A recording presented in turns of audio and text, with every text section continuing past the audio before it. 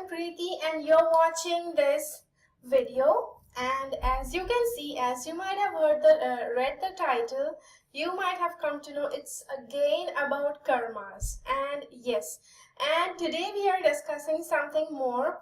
We have been discussing a lot about karma since past 2 weeks, and this is the third week in a row when you are actually listening about this topic karma.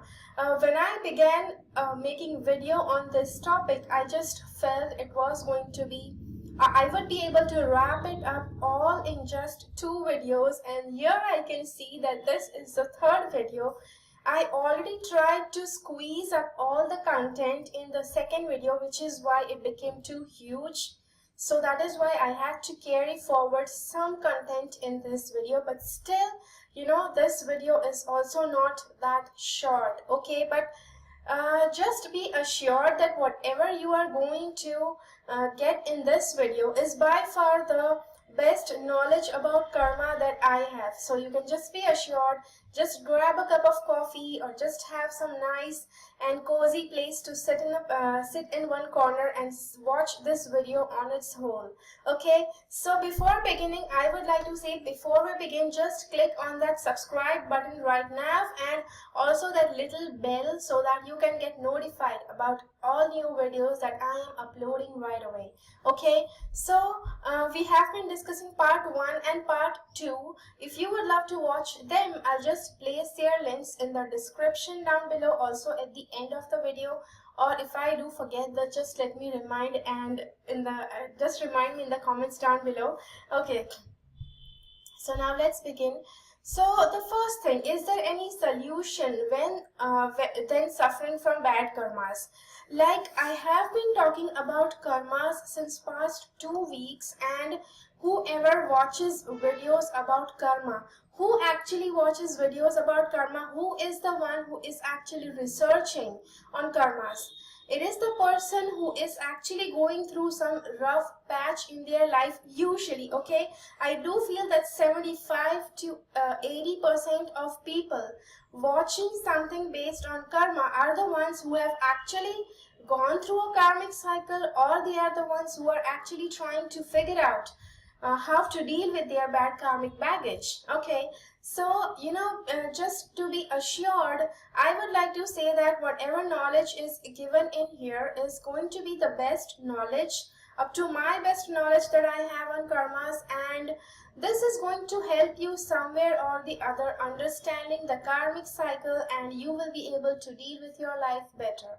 Okay, so let's begin. Is there any solution then suffering from bad karmas? As you know that bad karmas, when they strike you, there is no other solution than spending that bad karmic baggage. Okay, so now, just because some at times when the karmic baggage is light, when that negative karmic baggage is light and acceptable, not acceptable but doable, that's fine, nobody gets annoyed by it. But when it's going beyond your toleration level, that is where people start searching for a solution to bad karmas.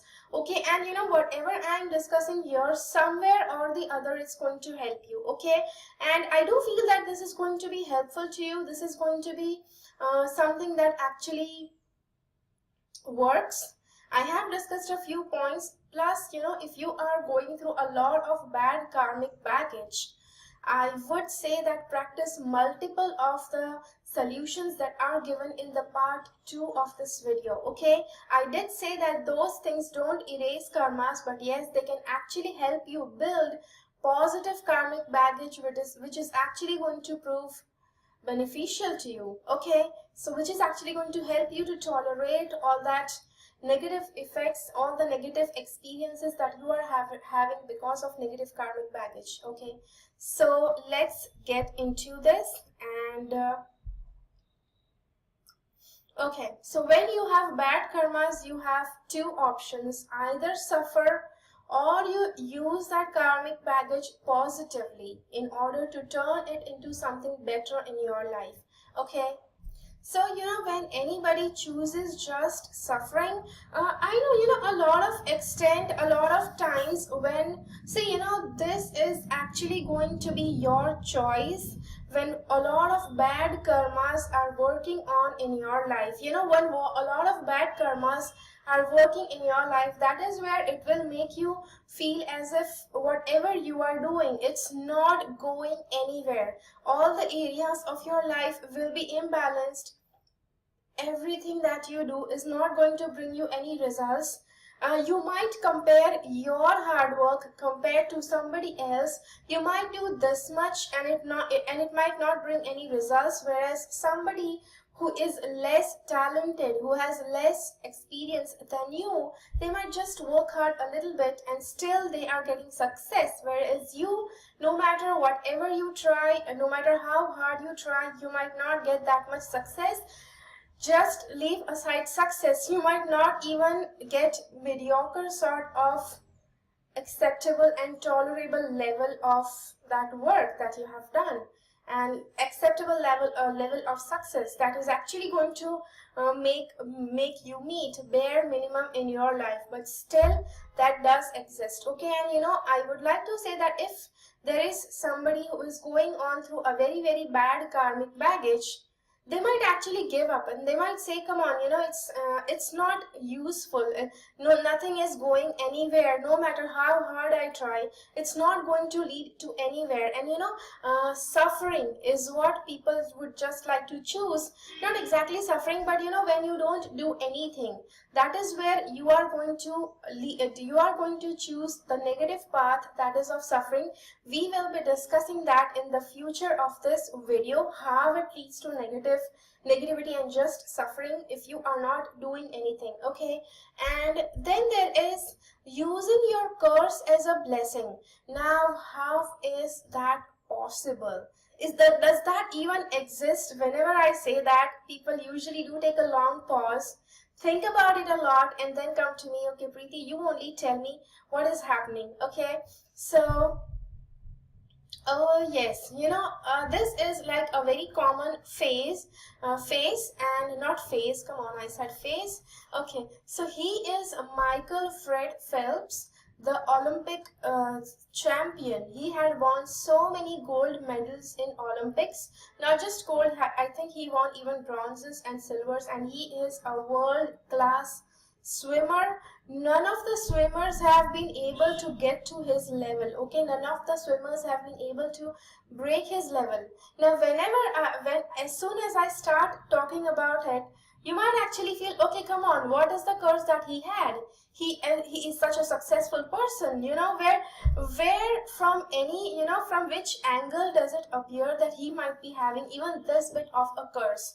Okay, now discussing about his childhood. Michael Phelps, if you, I don't know whether you might have read that or not, but I have read his story about childhood, and he was born with attention deficit hyperactivity disorder. Now, anybody who is actually born with some sort of disorder, which actually makes their living a little bit difficult, than normal human beings, somewhere or the other, it is believed that there are two cases why this happens. One is because they are going through a karmic baggage. They have a very heavy karmic baggage that actually makes them, that actually gives them that baggage since birth time, because whatever defects anybody is born since birth, it's very difficult to overcome them, any health defects, okay?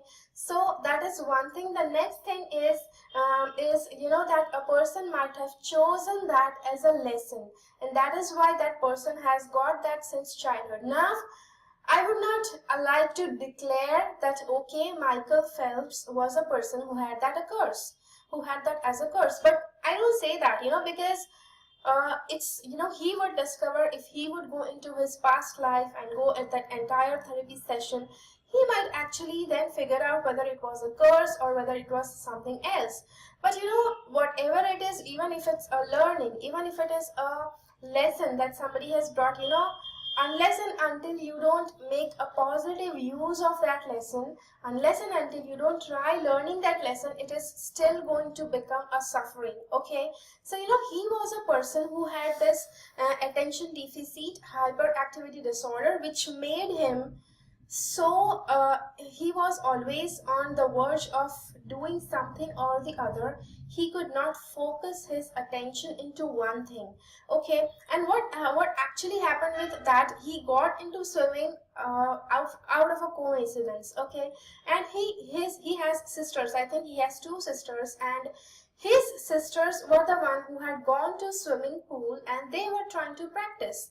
At that time, he was young. He was, I think, 8 or 10 years old, and it was very difficult for their sisters to make him sit in one place while they are practicing swimming.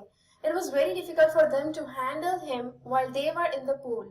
It was that difficult because he had that hyperactivity disorder. Because of that, he was always hyper. He always needed to do something or the other.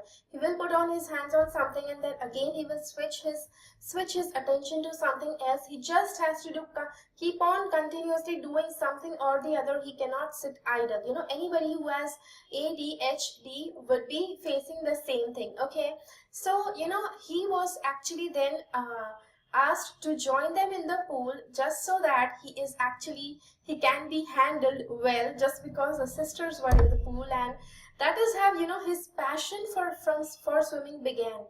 He started loving swimming such that at one point it came a time when he used to practice almost like 10 to 12 hours of swimming in a day. Okay, that crazy he became after swimming, and that is where he gets his championship level of becoming an A+ swimmer. Okay, so this is what I wanted to discuss. You can either choose suffering, or you can choose a positive path and turn that curse into a blessing. Okay, and how to get out of karmic cycle. Okay, so how do you get out of a karmic cycle? Following the path of your soul's purpose. As I have been talking a lot about karmas since past 2 weeks, I know that a lot of people have been asking this question, and also because even I myself wanted to know a lot about karma, because I do feel that even I was affected by a lot of negative karmic baggage, and because of that I was also unconsciously, okay, not with any conscious effort, but unconsciously I was researching how to get out of karmic cycle. How do you get out of that karmic cycle which just keeps on going on and on without an end, and it just magically just keeps moving? Now, using the word magic might not feel good when something in your life is being disastrous, okay, but this is the magic of the universe, or the magic of the creation process, that I'll discuss about that later, because all this sort of feeling, negative feeling, and the magical thing whenever I say, and it does appear a little bit quirky when I say that, but all that feelings will go away once I discuss that thing. It's interesting. So okay, so following the path of soul's purpose, where you are actually making yourself so better. When you want to improve the world, it all begins by improving yourself, and once you start improving yourself, at one point you will come to a sort of betterment. And I cannot say perfection, because we human beings are never perfect, okay, but you will come at a betterment level that is actually going to tell you that okay, you are now at a good place. You can now sort out your own things. You are sorted in the head. Now you can start working out things in your life, things around you, things in this world. Okay, so that is where comes the soul purpose of your soul's purpose. Okay, the soul's purpose is something where you are doing something in order to bring the planet upliftment to yourself as well as upliftment to the planet. Okay, that is the shortest definition of soul's purpose I have ever said. Okay, okay. So along with that, another thing is, as I told you, it is upliftment to yourself as well as upliftment to the world. And when you work on upliftment for yourself, you are bringing upliftment for this world as well. That is for sure, okay? Because we always say that once you start improving your inner self, everything outside you will start improving, okay? So this is where that thing works. And helping in improving this planet, plus evolving such that you are not tied up by Maya, plus mastering the elements. Okay, mastering the elements is something new that I have been, maybe I might have been wanting to talk since long, but I was busy talking about a lot of other stuff, and that is why I could not put up all that stuff. Okay, maybe I might have discussed that in my videos related to Kundalini. You can go and watch that. But yeah, so now let's get into mastering the elements. That, as you know, that all this entire universe is created by 5 elements. Okay, those 5 elements, universe, this world. Maybe let's just take this world, because universe, a lot of other stuff exists. I don't know whether in universe any other planets there might be water or not. There are proofs that they might have found water on Mars or Earth, but I cannot talk about the entire universe. Okay, anyways, so this world consists of the 5 elements, and we say that it is believed that the entire or all the 5 elements are comprised, and they make each and everything that is visible around us. Okay, so exactly those 5 elements are, the earth, then there is water, then there is ether, then there is okay, earth, this is the earthly body, then there is emotional body, this is mental body, there is ether, and this is, I think, light. Okay, so these are the 5 elements. Now 5 elements, the moment I say, you might have some different a few different versions of 5 elements. I know that everywhere people consider something or the other as an alternative of one of the 5 elements, or one or more of the 5 elements, but that is fine. Usually there might be a change in these 3, but these 2 usually remain the same, that is earth and water. Okay, so yeah, and this is, yeah, this might be sky. People do call it sky, I do call it light. Up to, it's just the 5 elements. Okay, so the 5 elements are, once you master these 5 elements, it is said that you will be the master of this world. Nothing in this world will be able to harm you. Okay, so yeah, but still you are going to be a human being, and being a human is not being perfect. Okay, and we'll talk about that later, how mastering elements is going to be done. Still a person remains a human and imperfect. Okay, so yeah, so that is simply how anybody can become the master of this world. And once you master all the elements, you are not going to be tied by Maya. You're not going to be tied up. What is Maya? Maya is not love. Let me be specific. Maya is not love. Maya is unwanted attachment to each and everything which you don't want to feel attached like. Okay, so that was the most dramatic definition of Maya, right? Okay, so now let's get into this question. Does karma exist? Because this question is like, I had been wanting to discuss this since the part 1 of this video, because a lot of people till now have asked me whether karma does exist or not. And sometimes, when anybody is being bugged by Maya, is being bugged by karma, being bugged by Maya and karma, I think somewhere or the other it is interrelated. But yes, if somewhere or the other you are being bugged by karma, you are going to be consulting like a lot of people, have to bring end to your troubles. There are so many problems in most of your areas, and you would love to bring an end to them, and you might be searching for some miraculous formula that can just take away all your problems in a snap. But yes, I know that you might not have come across any such magical formula till now, whatever it is, but this is what is going to help. But this cannot help overnight, it is going to help you gradually. Okay, so does karma exist? And most of the times people are answered, karma does exist if you believe in that. Karma does not exist if you don't believe in that, for which I say that karma does exist, and up to a level there is a limitation on which karmic cycle helps. Karmic cycle not actually helps, but karmic cycle works, right? Just in the same way that the planet Earth, you will travel up to a certain miles on a height. That is where the law of gravitation works. But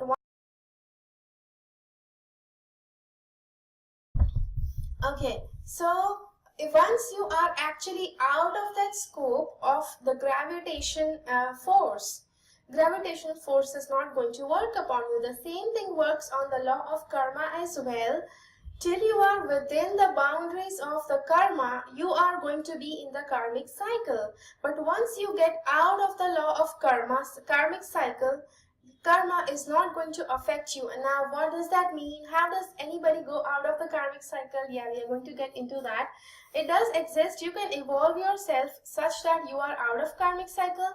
When you are out of karmic cycle, you don't collect karmas even when you do anything. Yes, that does mean a lot. And then at this phase, karmas don't exist for you. So now you don't collect karmas even when you do something. So once you are actually outside the karmic cycle, and then no matter whatever you do, you are always going to be away from karmic cycle. You are not going to create any karmas.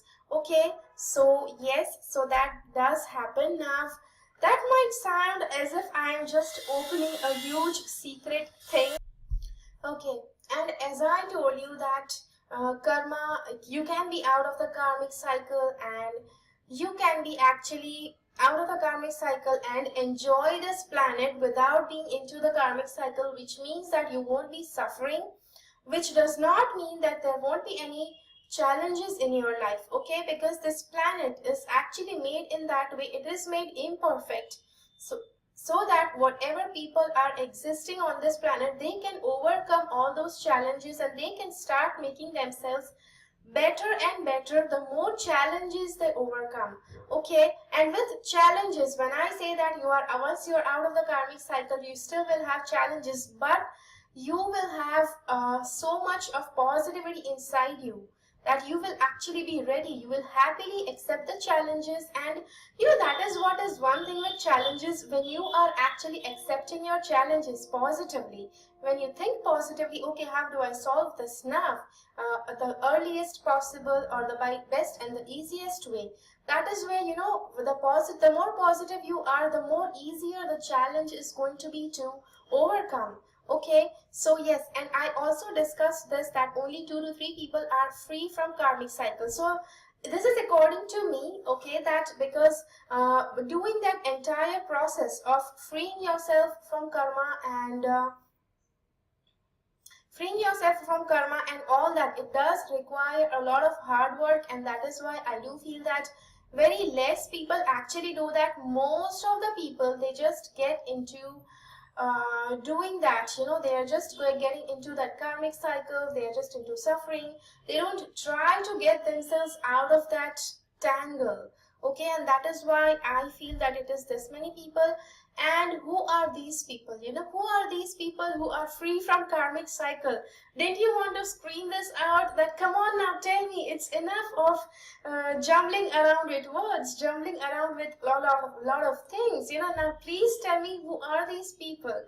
So as you can see, these are the people who are the yogis. Okay, now yogi is a Sanskrit word. Yogi means one who has overcome all the maya of his body. Maya, again, I would like to say, it's not love. Loving your body is good, but unwanted attachment, unwanted attractions, that is not good. Like overcoming the attraction of food, that is not good for you. Overcoming attraction of lifestyle, that is not healthy for you.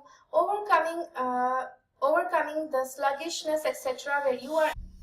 So yogis are the ones who are liberated, and they are not getting themselves into the maya of this earth, and they don't come under the law of karma. So that is why you might have seen the yogis, the sages, the ones, the ones who are really, really true yogis from the core, I would like to say that they are very counted few, whereas nowadays we can see a lot of people in orange. Against people in the orange, but yes, I do feel that the yogis, they actually start wearing orange and they start working on themselves, and then too they do have to attain a certain level. It does not mean that everybody wearing anything orange has that sort of stability in their mind. Okay, so that is actually one thing that we need to know. And okay, if you don't have any good or bad intention, you won't get into a negative karmic baggage. Okay, this is also one more thing. If you have not become a yogi, if you have not actually worked on anything like your soul's purpose or your life purpose or anything, and still if you are doing karmas, you don't have any good intention or bad intention, then you are not going to get any negative karmic baggage. Okay, or you may not get any karmic baggage at all. Only when you and especially if you have good intention but still your actions lead to harming somebody or hurting somebody, that is where it is going to lead to negative karma. Okay, you are hurting somebody, your actions in a known way or an unknown way did lead to some harm or to some hurting somebody. That is why it is going to brings a little bit of karma. But yes, if you don't do anything bad, if you don't have any bad intention, and if it does not lead to anything bad, it's not going to be counted in bad karmas at all. And if you don't want to get into either good karma or bad karmic cycle, then you don't have to do anything with either good intention or bad intention. Okay, which is generally not possible.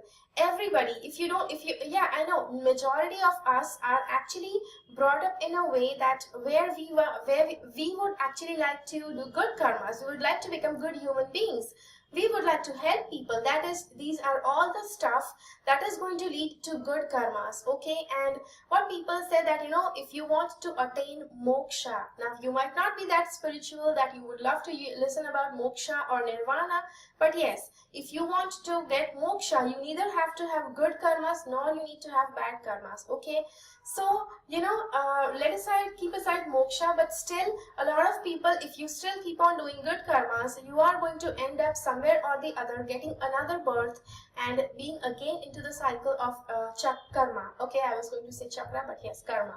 Okay, so if you but general people who have not attained the level of yogi, for them not to have any intention behind doing something is almost impossible, and that is where you are going to endlessly get into the karmic cycle, which is again not bad if you are just doing good karmas. Okay, so if you are listening to this video and if you are doing only good karmas, then celebrate yourself, right? Because it is a thing, to always be good and always do good karmas with good intentions to bring happiness to people. It is a big thing, right? So just celebrate yourself, be good to yourself, and maybe gift yourself something today. Okay, so God's incarnations slaying demons and bad people, this is like an example to this, because you might have heard that in Hindu mythology, it is believed that God himself, he actually takes a form of a human being and is born on this planet. This happens whenever he feels that somewhere or the other people are needing his help.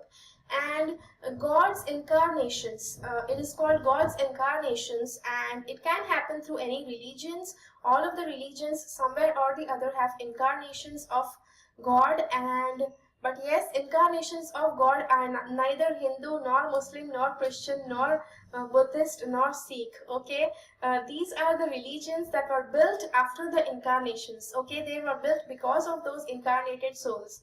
Yeah, huge thing.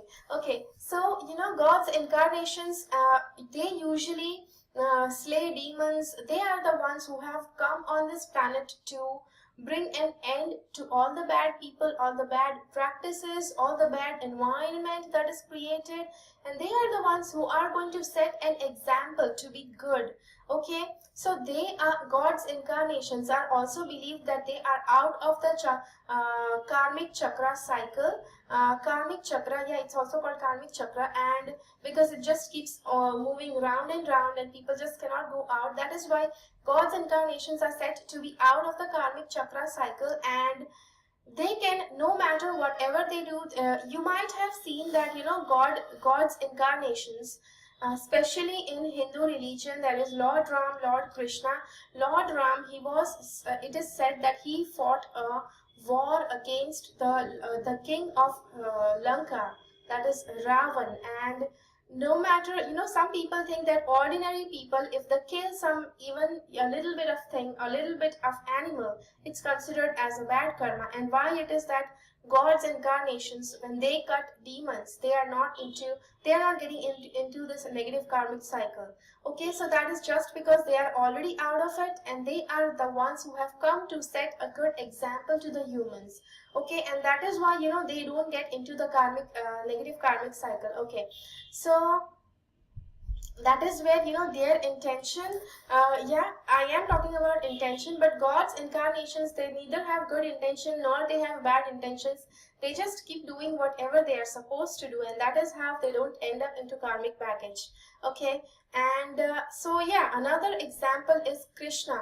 Lord Krishna, he made the Pandavas fight. Okay, considered because they were actually never given a land which they deserved. They were always asked to leave the place just because at first, you know, they were considered that they did a sin. Then they tried to enter the kingdom by force. That is also where, so, you know, ultimately Pandavas, they were the ones who were never given the rightfully given the kingdom that they actually deserved, and that is why Krishna made them fight. Now a lot of people argue that, you know, fighting is not a good thing. You know, doing a war, raging a war against somebody is not a good thing. Then why did Krishna do it? You know, and Krishna did all of that. Still, he is considered to be out of the karmic cycle. Still, he was not moved by the karmic cycle even this bit. He was calm and peaceful inside, even though there was a war going on outside him. Okay, even though he was preparing everybody, the Pandavas and everybody for the war, Pandavas, they did not have enough army in the war, but still he knew they just had Krishna. Okay, we will be discussing a lot about Krishna in future. If you would love to listen about him, you know, a few stories, just let me know down in the comment box below. There are a lot of interesting stories which are actually carrying a lot of lessons for us, so you might want that to listen that. So let me know in the comments if you would love to have that. And okay, so, you know, that is basically Krishna. He tried to fight in that war. Yes, he had taken a vow that he would not fight, etc. But this is just a picture.